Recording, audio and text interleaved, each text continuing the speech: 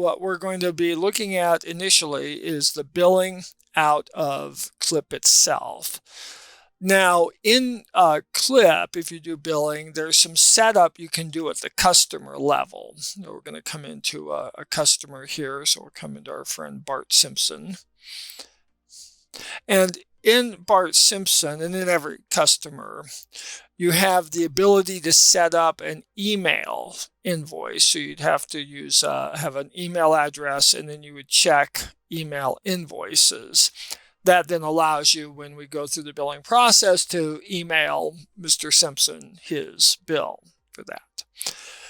Another option you have within the customer is under billing format.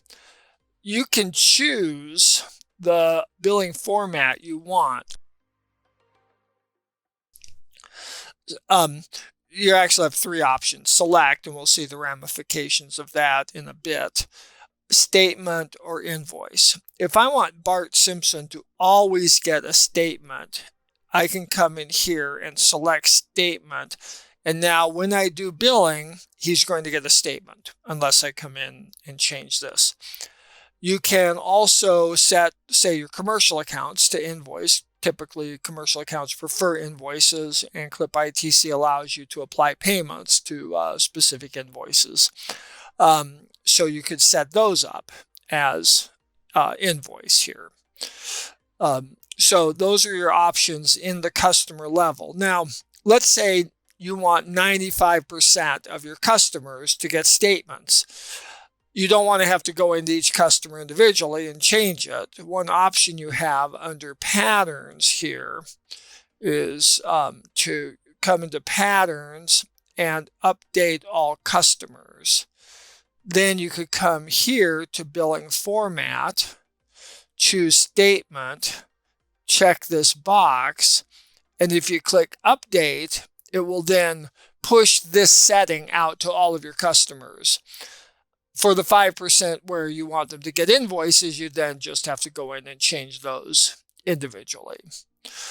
So if you do want to have a statement be the most common way of billing customers, you can set that up under the update all customers within patterns. Now, for those of you with QuickBooks, this is irrelevant. So just ignore kind of this part of what I'm saying. But this next part may be relevant because one of the differences for folks who have integrated with QuickBooks in the past, in CLIPITc, you can run payments in CLIP, including credit card payments, and those will then post to the customer in QuickBooks. Again, you can take advantage of CLIPPay, which I would hope has lower rates than you're currently paying, and even if you bill through QuickBooks, you can still run credit cards through CLIP and post them to QuickBooks. To set up a credit card in a customer, you'd come here to this Don't Auto Charge default and you hit Add New Card. Now it brings you to this screen. Now I don't have the integration in place, but you would confirm the billing address here.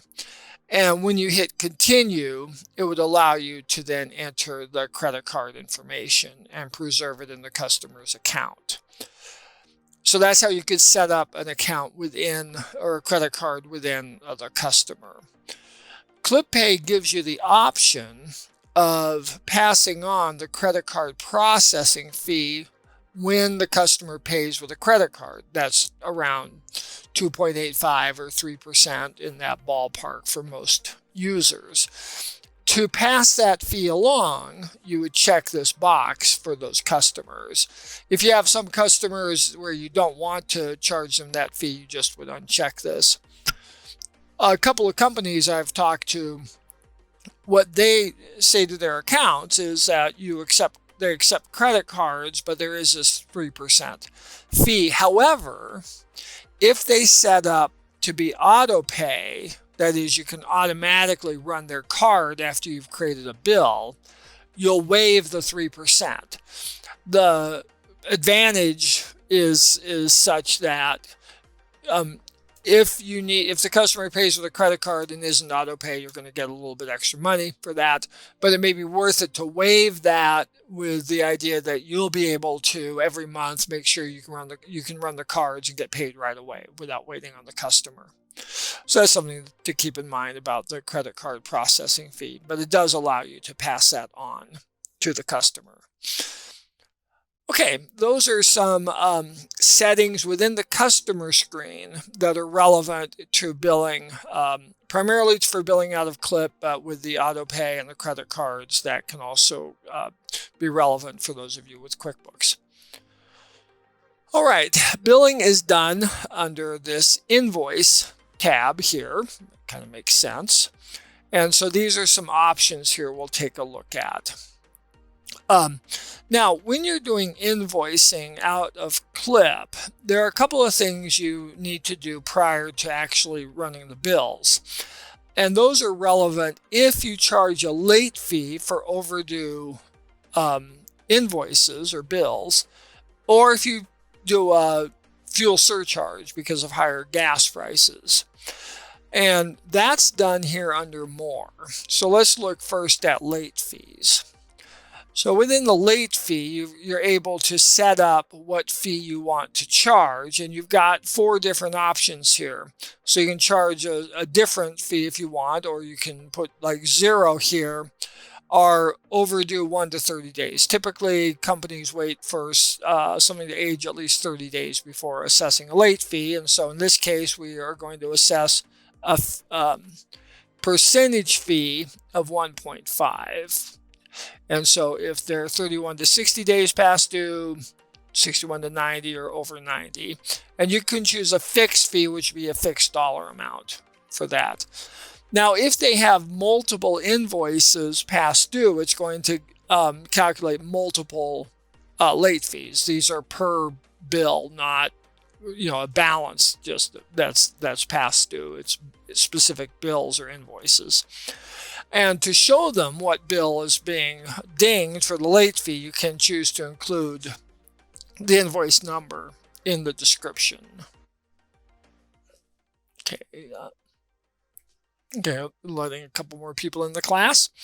And by the way, we do have the chat function, so if you need to, you can chat with me on this. And then you can put the description here, and you would hit process. But before I do that, one other area within the customer is if we go back to our friend Bart,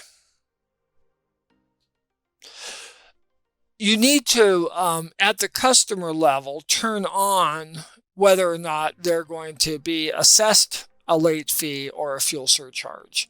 And that's done within the customer under properties and under more property information. So you've got here late fee, yes, no, fuel surcharge, yes, no.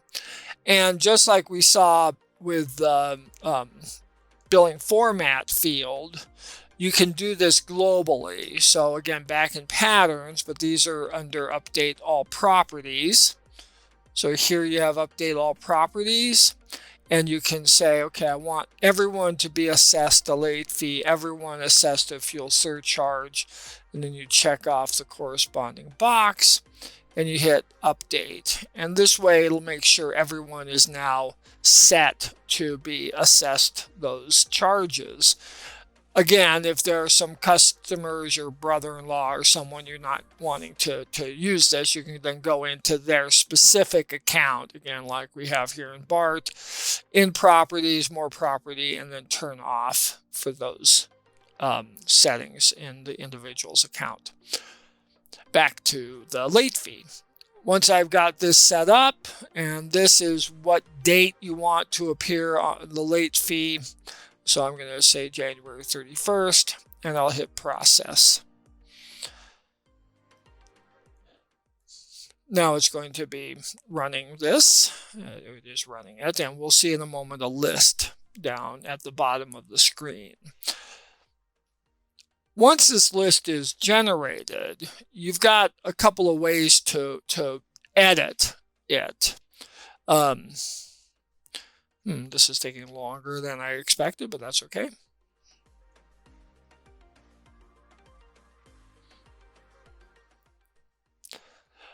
well, got ahead of myself then. When we see the list here, oh, there we go. Notice you have the, oh wow, look, Kevin Quigley has a lot of past due bills. One thing you can do is you can come here and you can delete the late fee. If you see someone on the list say you don't want to charge a late fee, you can delete, or you can go in like we're doing here with Kevin and deleting his. So that's one way you can edit. It's by deleting individual lines from this list, which can be a little bit cumbersome. The other thing you can do is you can then actually go into the invoice section here and come down to print edit individual invoices, which shows you everything that is going to be billed. And from here you can do a couple different things. So here we have anesthetics, and what we can do is we can come in and I can check off multiple ones here. So if I only want one for her account, and then I can hit do not invoice, and that removes them from the list.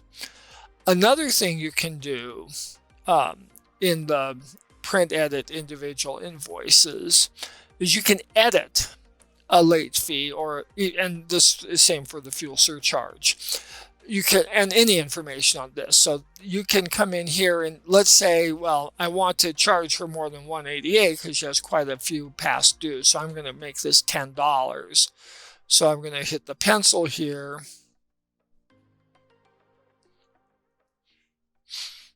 And do $10 and save. That's another way you can edit then the late fee to increase or decrease as appropriate. All right, that's the late fee. And one thing you're also able to do, so we're going to close this and come back to the late fee. You're able on this screen to say, you know what, I'm feeling generous. We're not going to assess a late fee. Wow, 1,500 of them. I'm not going to assess a late fee this month. So you can come here, view past, and here's the one we just created here, this bottom one, and you can delete it. So when you delete it, it then removes it from the billing screen. And likewise, if we come back to invoice, late fee, now the only ones here are the ones we removed. All right, so that's how you would do the late fee for that. And one thing it is a little bit cumbersome, so we need to work with development as far as combining multiple late fees or giving that option, which we have now. Moving on to fuel surcharge. Okay, so here's the fuel surcharge. Again, you have the date you would put for it to appear on the invoice next to it. You would do the fuel surcharge, either a fixed amount or a percentage. So let's do a fixed amount of $8.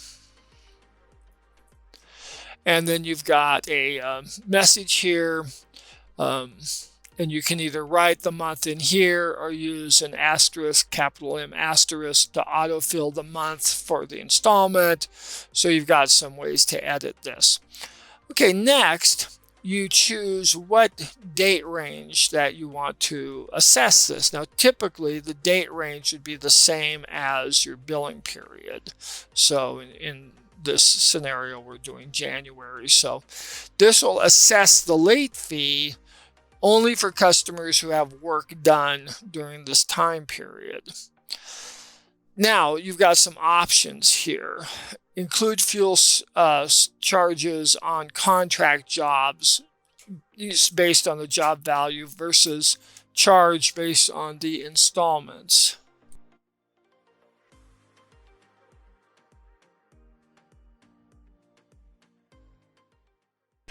All right, so what we'll do is we're going to charge this one, charge fuel surcharges on the January installment. So I can, again, do the right.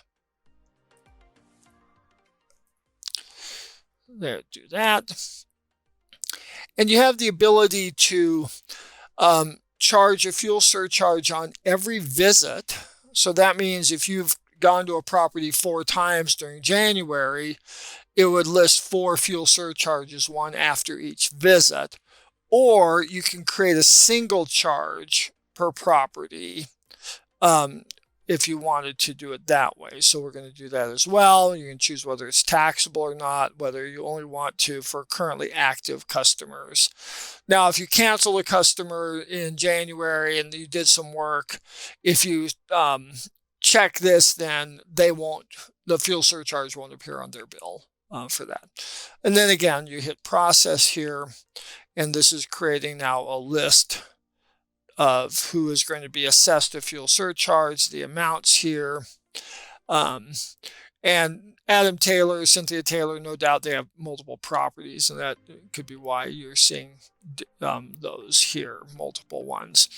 Like the other, the late fee, you can delete from this list. And likewise, you can go to the go to invoice, and to the print edit individual invoices. And here now are the fuel surcharges for these. And like we were looking at before, if you choose to, you could edit these amounts. Okay, so these I'm going to actually leave on the screen here for this. Okay, so what we've just done to do a brief recap, and again, this is something you would do specifically the fuel surcharge, even if you do integrate with QuickBooks. The late fee you'd have to manage in QuickBooks independently for that, because CLIP doesn't keep necessarily an accurate record of the balances and what's paid and unpaid for that. Okay, so we're looking at these more options, late fee, fuel surcharge. So now that we've done this, we're ready to do our end of month billing. You come here and you set the date of the invoice, cutoff date. The cutoff date allows you to bill work up to and including a certain date, but not beyond that. This is useful in the following type of scenario. You want to bill out for a calendar month, January 1st to January 31st. Let's say that you want to cruise on the radio and you were going to be gone into February, so you didn't get to your billing yet for January, but you've got people out doing work in February and recording that work. So you've got work to be billed, not just in January, but also if it's into February, but you don't want to bill the February work yet. You could set a cutoff date then of the 31st, and this means it will only bill work up to and including the 31st, but any of those February jobs are not going to be billed until the end of February. Okay, and then the due date. Now, the due date is the date when the account or the invoice will start aging.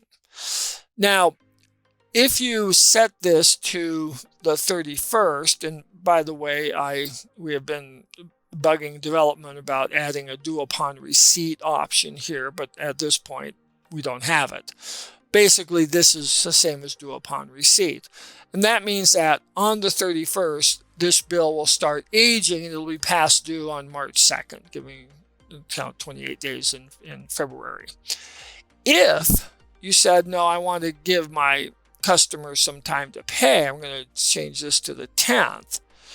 This will start aging on the 10th, which means that it won't be past due until March 12th. Now, so just keep in mind that the aging that we were using for the late fee is based on this date and days past this date. Okay, well, I'll go back to the 31st for this. And now you have some different options here. Remember when we were looking at Bart Simpson's account, we changed him to be a statement. That means if I come in here and choose invoice, he will get a statement, but all of those customers where their account is set to select will get an invoice. Or statement means, of course, Bart will get a statement, but also those who are set to select in that billing format field in the customer will get a statement there. Okay, so we now have then the form we want to choose for those we haven't set to be invoices. And then you've got some options here. Include invoice notes. I've been kind of surprised that not as many companies utilize invoice notes. Invoice notes are a way to communicate to a customer about a specific visit or about a job, like giving more descriptions as to what you did on a job than what the job description allows. So with this marked, it will then include the invoice notes that might be there.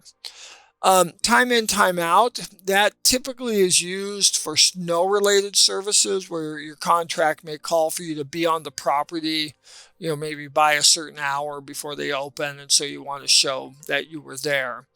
I've heard of, it's pretty unusual, but I've heard of some landscaping companies that will include the time in the description to show when the crew got there, but not the time out when they left. But typically these are not checked. Include property name and description.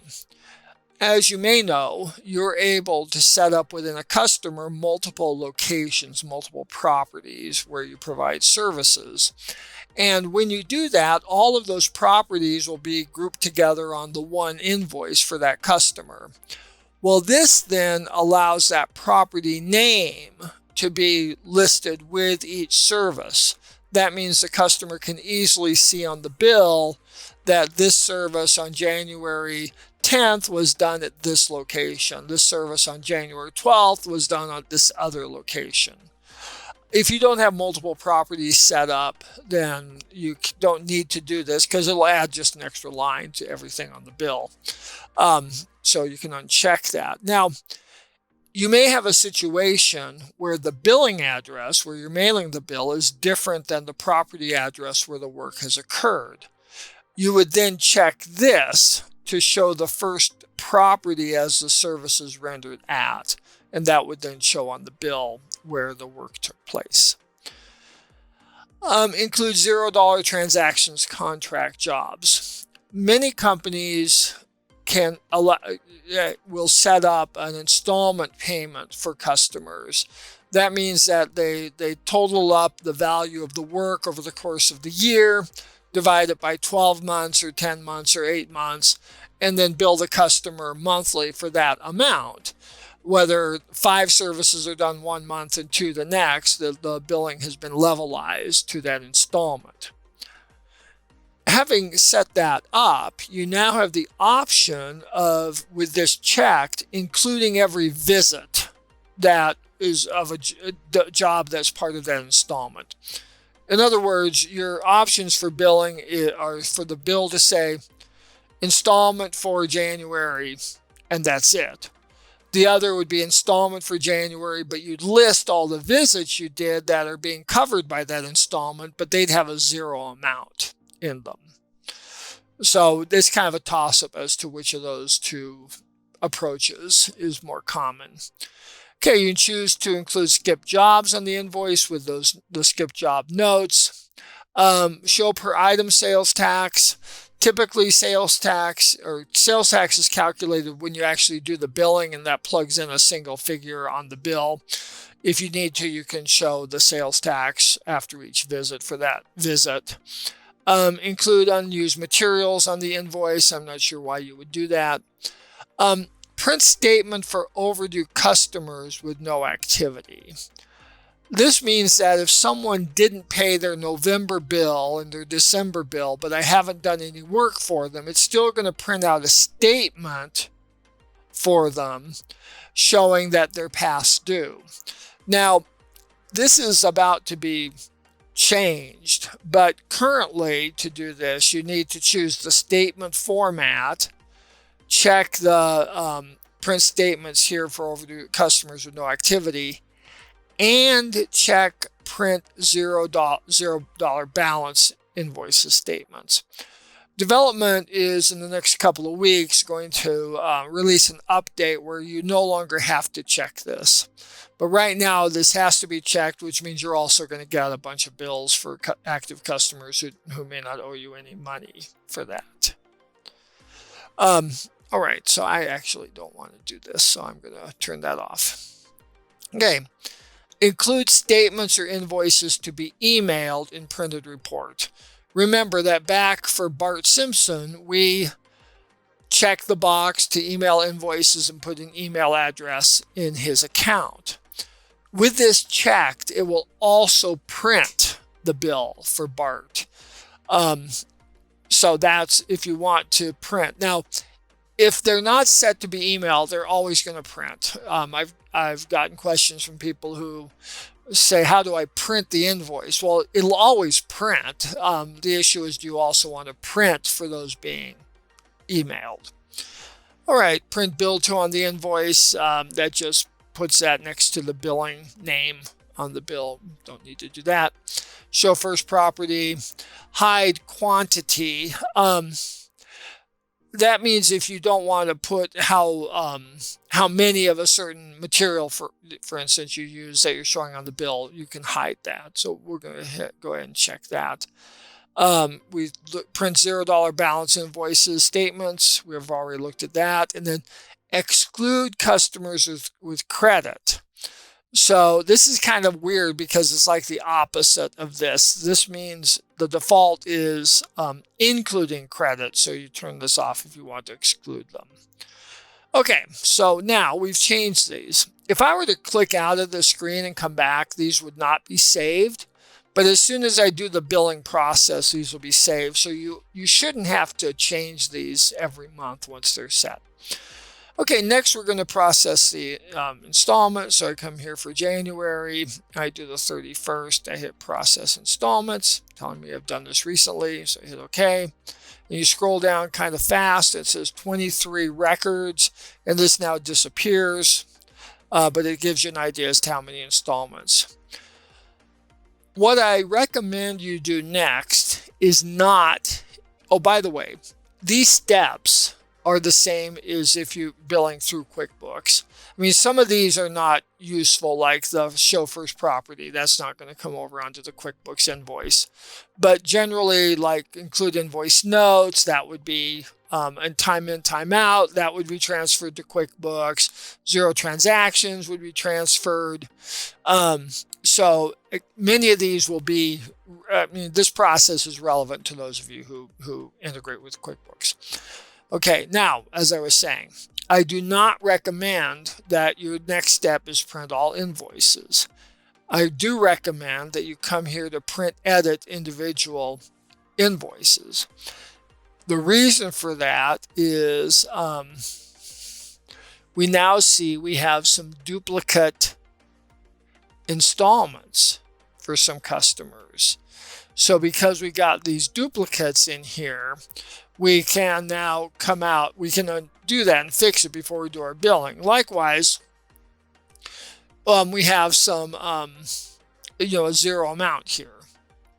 And on this screen, like we saw with the late fee, you can edit this. So for some reason, this slipped through the cracks. So this was $75. And then updating it here is being updated in history. So, and you can come and, click on the job charge. And then here, so all the zeros, so you can come through here and, okay, we got these email ones that we didn't need to post. So I'm going to remove those. And you can check these off. And then you come up here and hit do not invoice. And it pulls them from that list.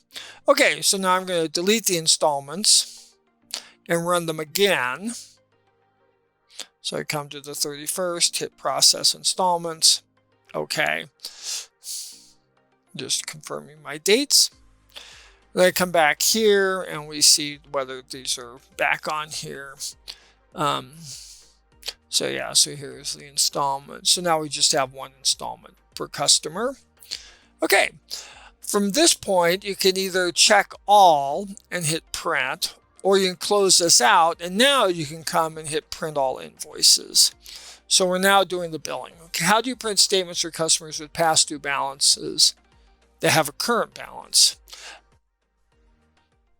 Well, when you print a statement, it will show past due either as an opening balance or at the bottom as a aging. So let me just take a little detour here to answer that question. At this point, it's a choice. You can either show opening balance or you can show the aging at the bottom of the statement.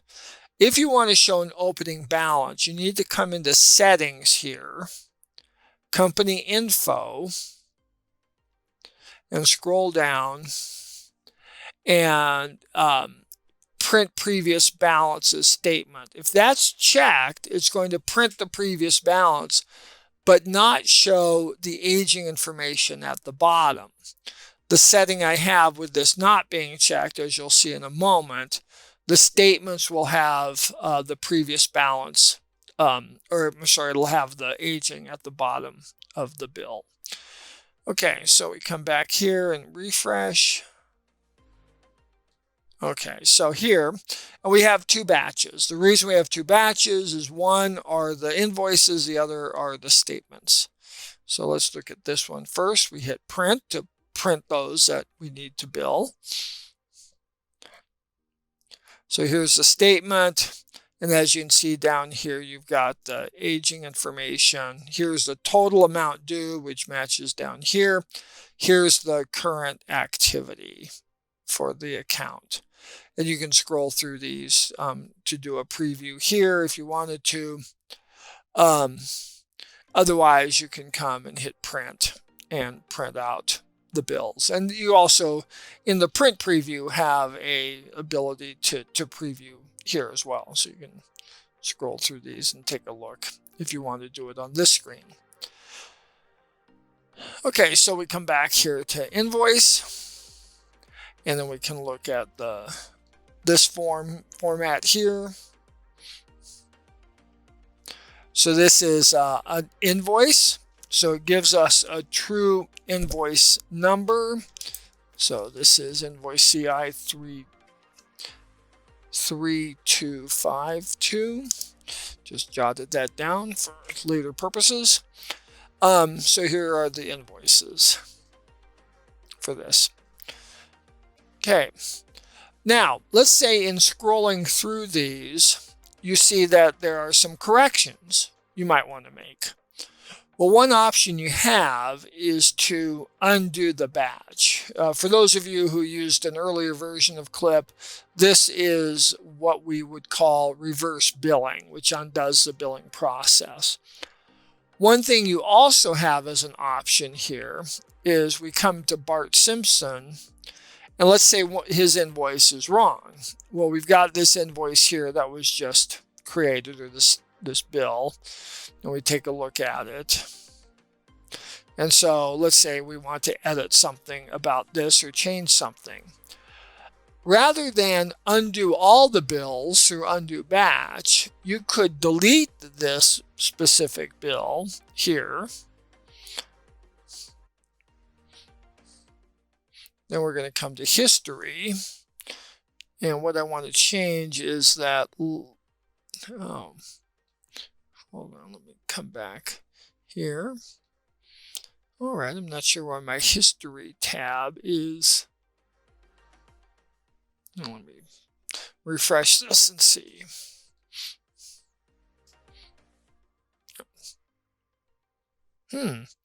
Okay, let me come out of here and go back in altogether.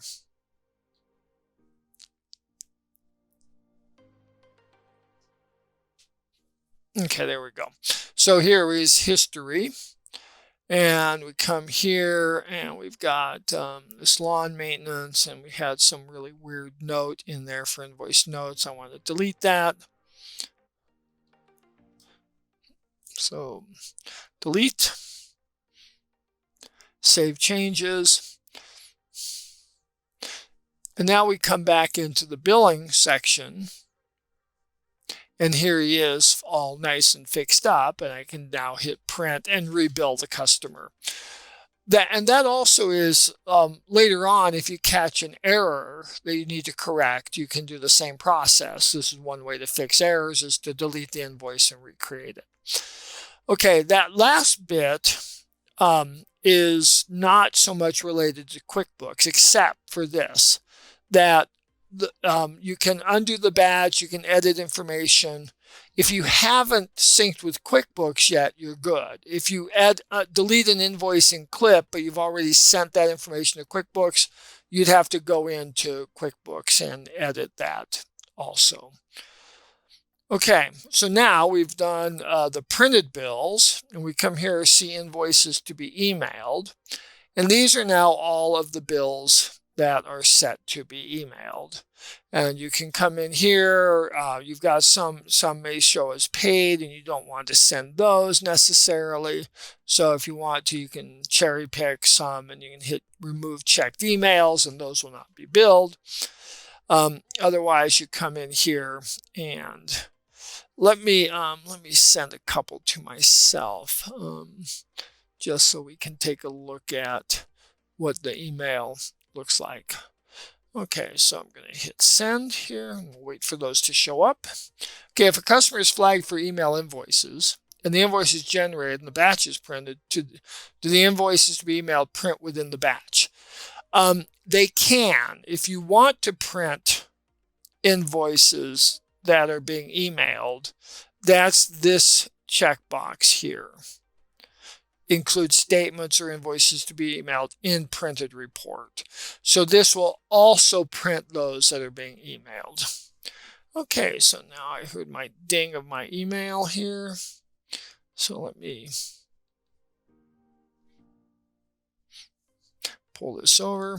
Okay, so this is what the email looks like. Now I've got a email template set up here, and so I can click here to view the statement, and that's coming over, of course, on my other screen. So so here now is the statement.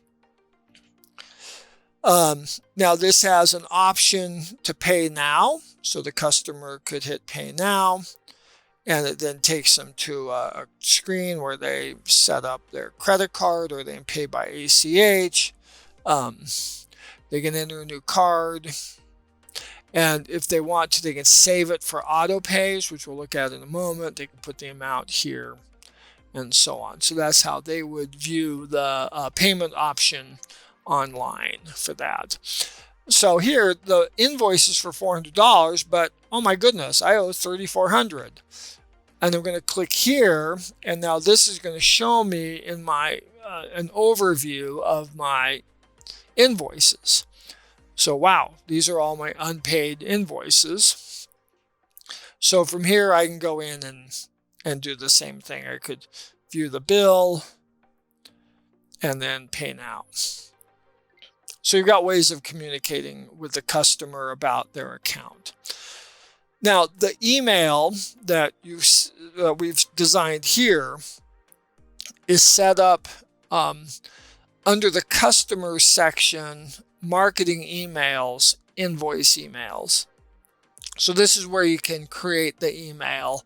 And the links here, like the amount, invoice, total amount, invoice overview, those are all tags that you can select from here and place in the body of your email for those customers. All right, what some folks do is they've run their bills.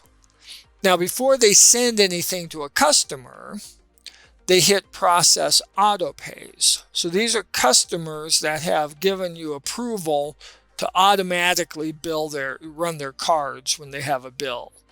And you would come here, check these off, and hit process, and that would then process the cards.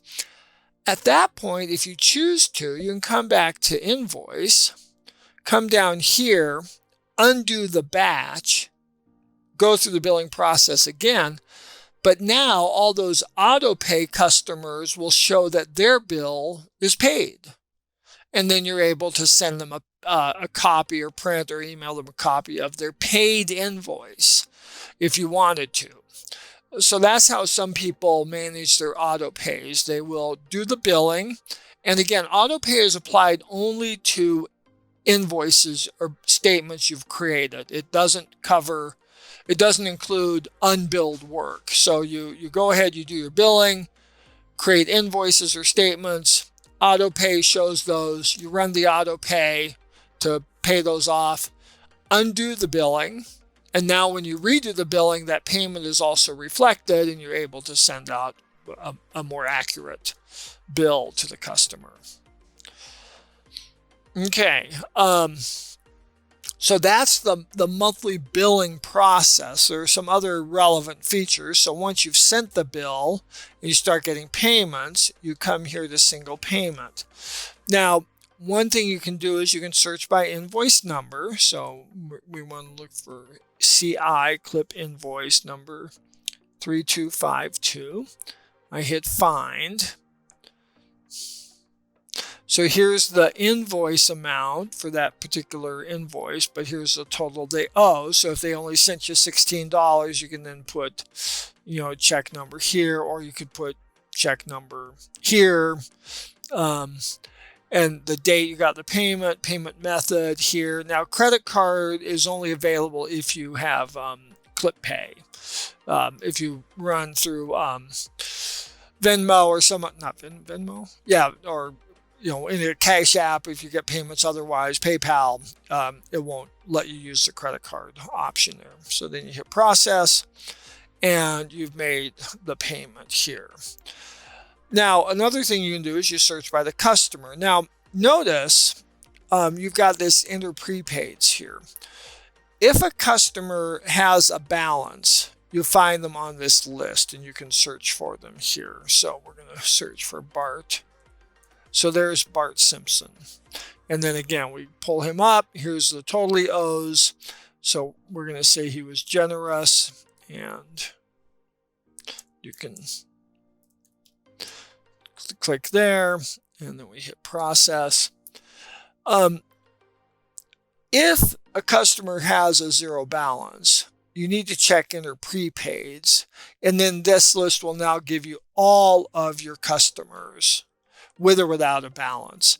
The reason we have this kind of double process is it's a lot faster to find customers if you're not having to go through all of them, if this list defaults to just those with a balance. All right, and then you can also have the option of cashier, credit card. So if you do have a customer who wants to pay with a credit card and you have CLIPPay, you can enter the credit card information here, just like similar as we saw when we were in the customer's account.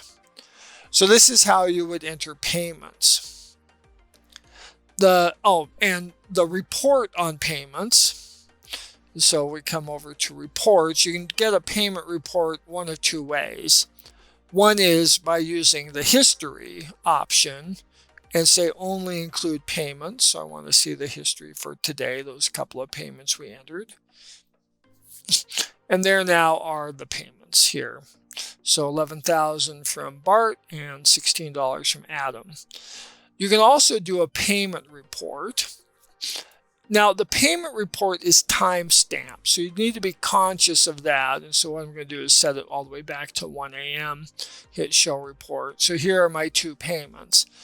Now, this can be exported to Excel if you want to save it or print it from Excel, or you can right-click here and hit Print, and it'll print the screen. And in this scenario, the screen should be sufficient information for you if you want a hard copy of the payment. So back to the invoice section. So that's single payment. You can also create a credit memo. A credit memo is when you are not getting paid, but you need to make an adjustment on an account. Say someone ran over a hose and you're giving credit to Bob Allen. So you can put, $25, and then replace hose. And you've got to choose an item, which is basically if there's a particular service you want to associate this with, taxable or not. You can do so this is going to be back on the 3rd, and hit process. So now he owes you $25 less for the refund.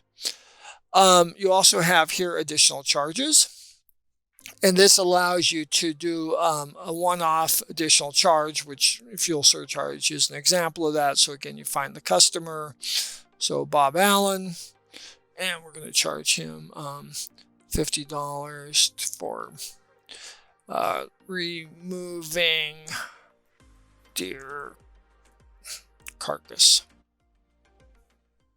Is that spelled right? I guess so. And then you can hit process. And now what this does is he now has an additional, he has a line item in his history, and this will then be in the billing for next month for that. You have, and again, additional charges will work if you bill through QuickBooks, because this will be then transferred to QuickBooks when you do your billing through QuickBooks. And credit memos are done directly in QuickBooks, not in Clip. Unpaid invoices. So this is if you need to look up who did not pay you, say, up through the end of September. So we go to September 30th, show report. And this is going to show me all of my unpaid invoices up to and including September's billing. And given the quality of data I've got, this is going to be a long report. And then you can reprint these, stamp past due, and put them in the mail with your current month's bill if you choose to. Okay, Richard, when you report data to Excel, does it download numbers as labels? When you export data to Excel, the column with numbers in it, you'll see probably a little triangle in the upper left corner, which indicates that it's not formatted as a number, and you need to change that. Now you can use your shift key and select the entire column and change them all at once.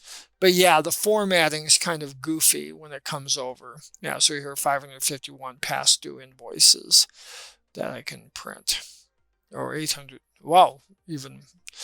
Okay, I need to clean up my AR here. So this would be allowing you to reprint past due invoices. And again, as we saw when we looked at the example of correcting a specific invoice for a specific customer, you can delete that invoice, but you can also reprint it from the customer's account to send. Okay, now I think the last thing I'm going to show, we're going to talk about for billing directly out of Clip is if you have to re-email a customer their bill. So again, this can be kind of in a collections type mode where you would go in and you would edit that message under customers, marketing, invoice, email. But then you'd go in here to the see invoices to be emailed, and you would come down to view past batches. And now you could go into a batch. So let me see if I've got any large batches here. No, not really. Let me just see. Yeah. So I come into this batch, for instance, from 2021. And so they're delivered. These have to be paid. But let's say you had an unpaid invoice. You could come here and resend it again. So you can go back into past batches every so often, review which outstanding bills haven't been paid, and resend them to your customer for that. Okay, we're going to get out of this copy of Clip and go into my other copy.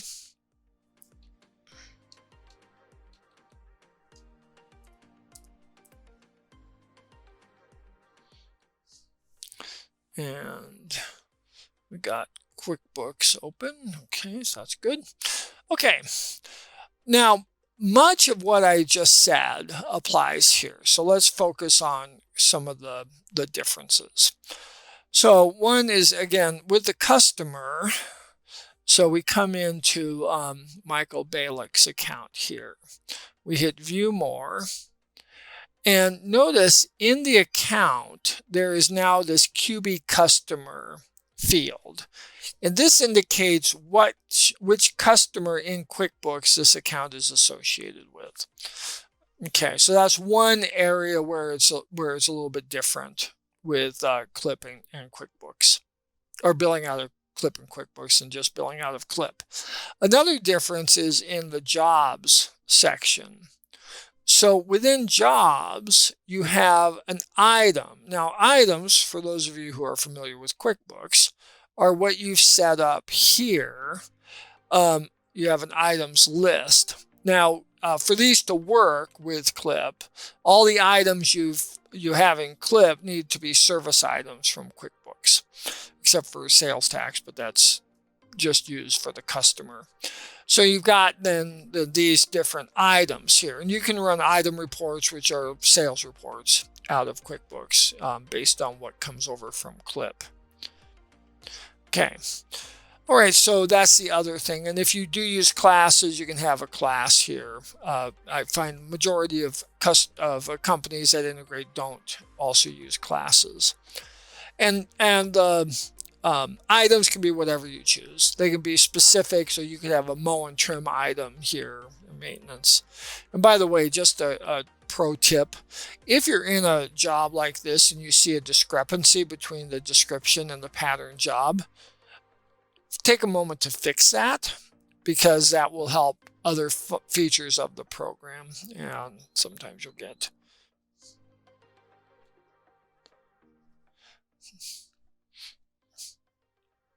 all right. Yeah, for some reason this is set up screwy here.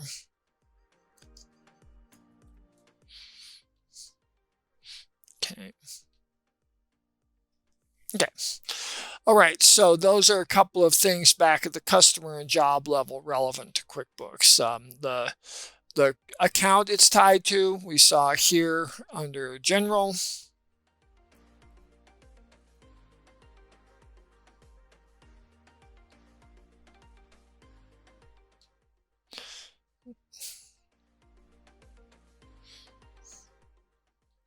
All right, why are you being difficult? Okay, and then also the items and the jobs. Okay, so now, and also the billing tab says QuickBooks, not invoice. And when we come over into this, it says generate, not print in there. So here now are the options. Again, very familiar. Set the date you want for the invoice, the 31st. You can do a cutoff date that is relevant here. And you can then do a due date, but I think your terms in QuickBooks will override that. This is irrelevant for you, but the rest of these are relevant. Let me just see if there are any differences here. Well, this still has print statement for overdue customers with no activity, so we're going to bypass that for now. Include statements to be emailed. Okay. So same thing, you come here, you go down to choose the month you want, January. We want that date of the 31st. So hit process installments. And like I mentioned in the other, you go to the generate edit first, just to eyeball looking for duplicate installments. So it looks like the installments were only done once. And then you can do 0 amounts. You can go in but this looks like it's part of an installment. So again, just kind of eyeball this. And then you can check them off and hit generate, or you can close this out and come here and hit generate all invoices. Now, up to this point, nothing has been communicated with QuickBooks. You've just been doing this on the CLIP side. Now, again, like we did before, you can come here, you could process auto pays for credit cards if you want. You can process payments in CLIP because the payments you've processed will also be transferred to QuickBooks. There are additional charges. Credit memos, maybe. I'll have to confirm that this will actually go into QuickBooks. But I know that the payments and jobs and additional charges will. Okay, so you've got the option here if you choose to. You can come down here to print this, and this will give you a preview, not of exactly what the bill looks like in QuickBooks, but it will show you the content. Now notice the description is actually the item, and then this is what the service, or in this case the installment, is. So there's mow and trim all. So this is the content of what's going to be sent over to QuickBooks. In order to bring these to QuickBooks, you then come back into QuickBooks and you go to File here and Update Web Services. So, and then this pulls up this box. So here's my CLIPitc. I check this and I hit Update Selected. Now, when I update, it's going to do several things. One, obviously, it's going to bring over the bills. It's also going to check to see if there are new items that you've set up in QuickBooks or edited. It will update customers. So if you've created a new customer in Clip or in QuickBooks, it will go to the other program. And if you edit customer information, you need to edit it in QuickBooks. That's a little bit different than other versions of Clip that integrate with QuickBooks. QuickBooks now is your yardstick. In other words, whatever QuickBooks says is what goes for this. Okay, so we now have done it 100%. We come in here and you've got some choices. You can go to File and Print Forms here, Invoices. And I probably have a bunch of old stuff in here, so we'll just have to see how this displays. But this is where you could print the invoices as a batch. Now, as we're waiting for that to pull up, I'm still waiting for that to pull up. And if we go into customers, we will then see the bill in the customer. Okay.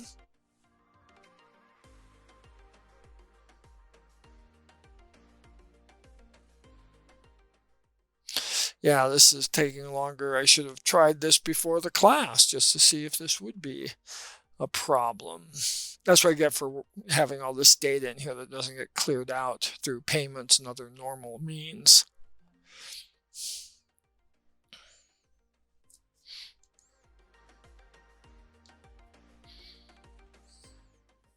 Okay, QuickBooks. Oh, it's still running, I guess. Okay.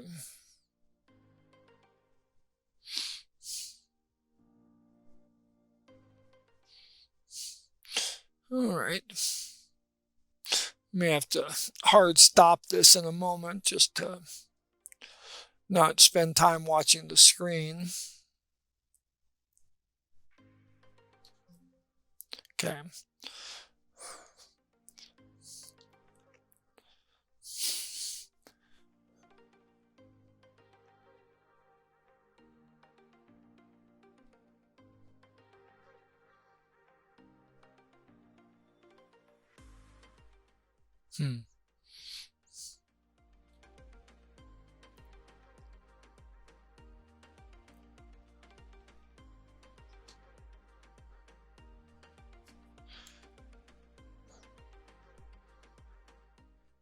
Let me see if it'll let me end this.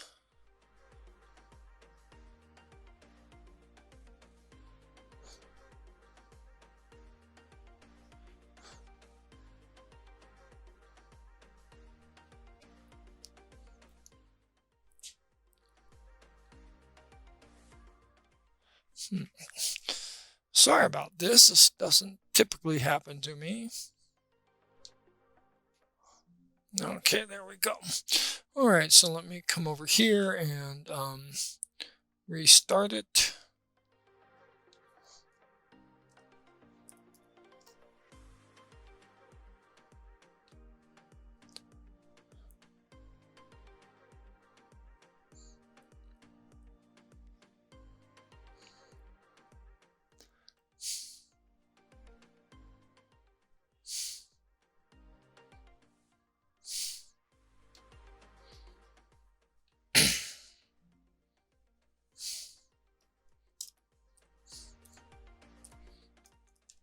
Just entering my password.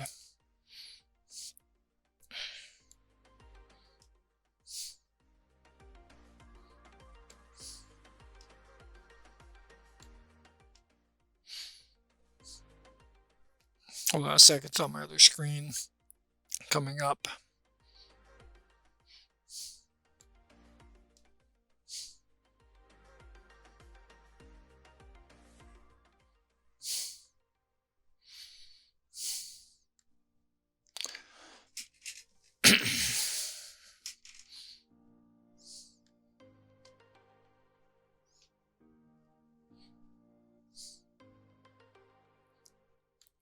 All right, here we go. Okay, so let's look at customers. So here's Acme Tires.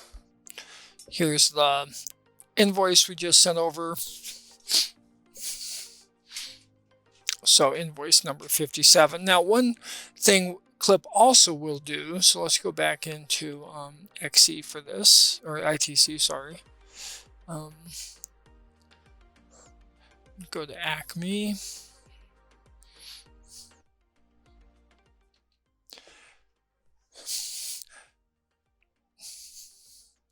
we look at invoices here, CLIP actually takes the QuickBooks invoice number.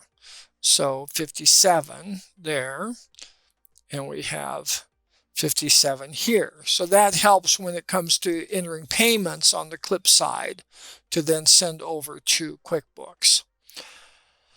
Now, one thing that you'll find is that this web connector, it is actually a product that QuickBooks developed into it, wrote this so that those online programs that need to integrate with QuickBooks Desktop can do so more smoothly. The trouble is it times out after, I'm not sure if it times out after a certain amount of, literally a certain amount of time, or if it times out after a certain amount of data has been sent over. But in either case, you may have to run the sync more than one time for this.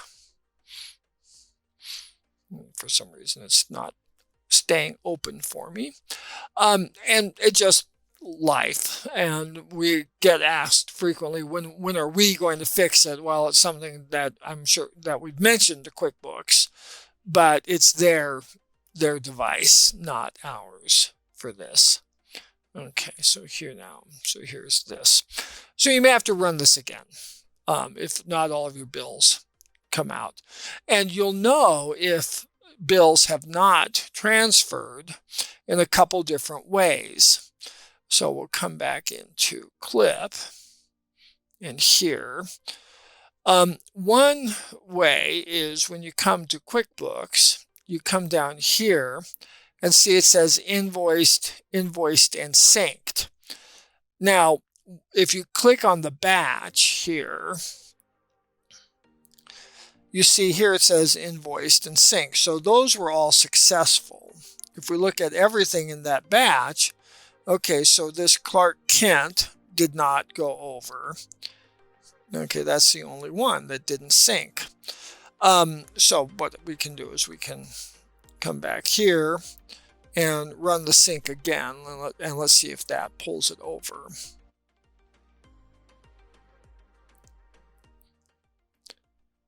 The other reason why it might not sync is there could be an error, and I've spent a lot of time yesterday and today cleaning up my data to eliminate some of those.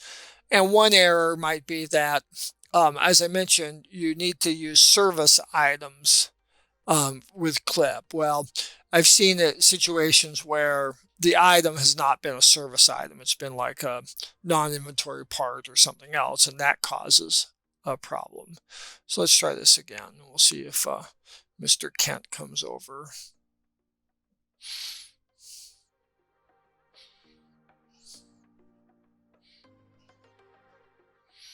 Let's see, Kent. Oh, in that case, he may not have transferred over into QuickBooks as a customer. So we'll look at that in a moment.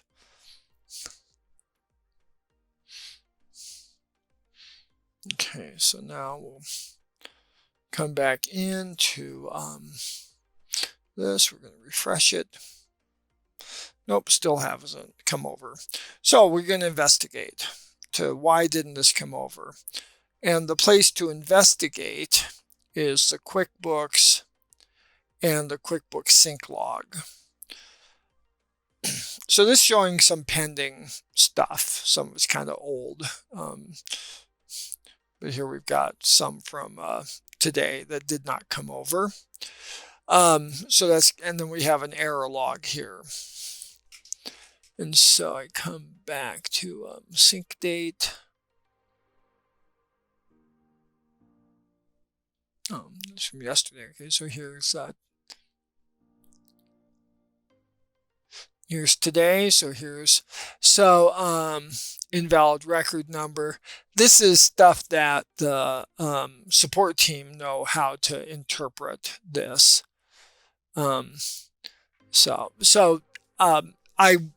am not going to look for Clark Kent on this through this long list, but occasionally you will get errors like this, in which case you can take a screenshot of this or just communicate it to support that you've got an error and describe it.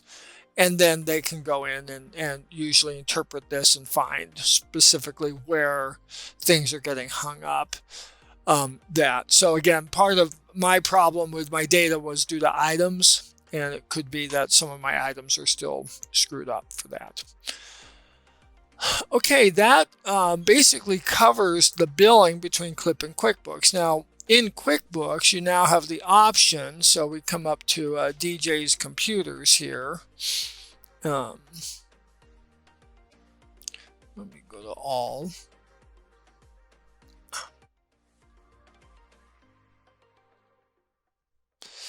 So here, you can come in and you can do new transactions, and you can receive a payment here on the QuickBooks side. So particularly if you are not using our credit card processor, you can then do payments. Now, with CLIP and QuickBooks Desktop, the only information that is sent financial-wise is from CLIP to QuickBooks. Having just entered a payment here, that's not going to flow back into CLIP. It's not going to adjust the customer's balance in CLIP. If you use QuickBooks Online, it does that. So again, QuickBooks is the yardstick. And if there's a discrepancy between the amount the customer owes you in CLIP and the amount the customer owes you in QuickBooks, CLIP will create an adjusting entry in the customer's account to bring them into synchronization. So if you did enter this payment here, the next time we synced with if this was QuickBooks Online and we entered the payment here, the next time we synchronized, a $5,000 line item would be made for a credit in the customer's account in CLIP to bring the balances into conformity for that. All right, why don't we wrap this up? So if you have a question, I got a couple more minutes left, so why don't you go ahead and use the chat should there be any additional questions. As you see, we are recording this, and that means that I'll send this over to Adrian later today, and we should get this up on our YouTube channel next week. So any questions there, use the chat. I'll wait a moment, and if there aren't any, I hope you all have a good weekend. And you should be able, you can get a hold of me at billc@clip.com, BILLC as in cat, at CLIP.com. So I'm not seeing any new chats here.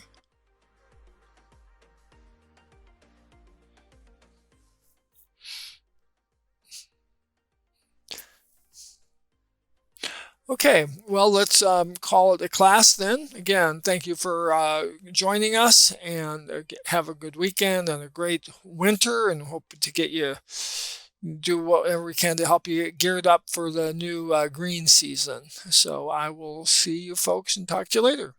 Bye.